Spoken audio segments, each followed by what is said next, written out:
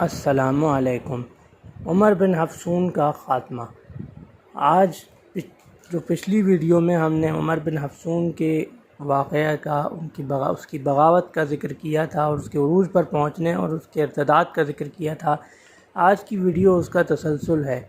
اور بیان المغرب، نفح الطیب اور الکامل فی التاریخ ہی سے ماخوذ ہے۔ عمر بن حفصون نے اپنے عروج کے زمانے میں، یعنی جب اس کی بغاوت آہستہ آہستہ ترقی کر رہی تھی، تو بوباسترو نامی ایک قلعے کا محاصرہ کر لیا تھا، یعنی بوباسترو نامی قلعے کو اپنا مستقر بنا لیا تھا اور اس کے آس پاس کی آبادیوں پر قبضہ کر لیا تھا۔ امیر عبداللہ نے بہت کوشش کی، کئی مہمیں روانہ کیں، لیکن عمر بن حفصون کی طاقت میں کوئی فرق نہ پڑا۔ ہاں، یہ ضرور ہوا کہ اس کے مرتد ہو جانے سے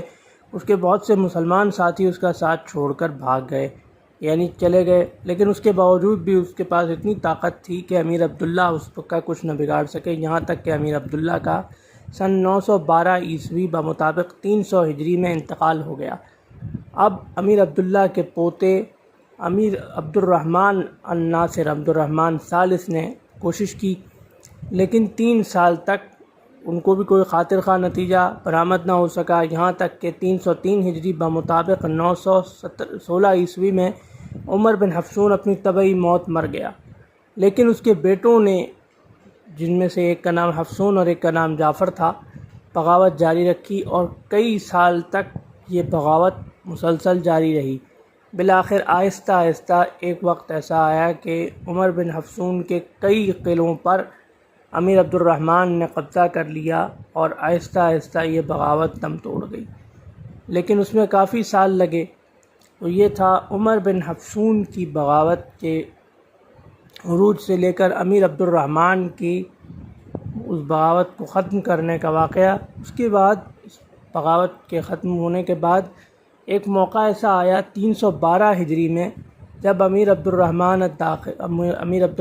نے یہ محسوس کیا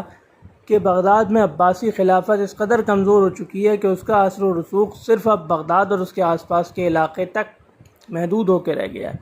چنانچہ امیر عبد الرحمن نے اعلان کر دیا کہ آج سے میں خلیفہ ہوں، یعنی انہوں نے دعویٰ خلافت کر دیا اور اپنا نام، اپنا لقب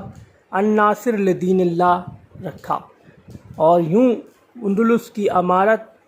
خلافت میں تبدیل ہو گئی۔ اگرچہ یہ خلافت صرف اندلس، یعنی موجودہ اسپین، موجودہ پرتگال، جبل الطارق اور زیادہ سے زیادہ مراکش تک محدود تھی، جس پر حال ہی میں امیر عبد الرحمن الناصر نے قبضہ کیا تھا، لیکن پھر بھی اب امیر عبد الرحمن امیر نہیں کہلاتے تھے اور ان کے جانشین امیر نہیں کہلاتے تھے بلکہ خلیفہ کہلاتے تھے۔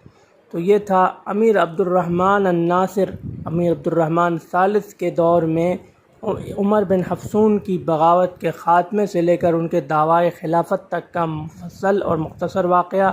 انشاءاللہ اگلی ویڈیو میں ہم ان کے صاحبزادے حکم بن عبد الرحمن المعروف خلیفہ المستنصر باللہ کی زندگی کے کسی واقعے کے ساتھ حاضر خدمت ہوں گے۔ اللہ حافظ۔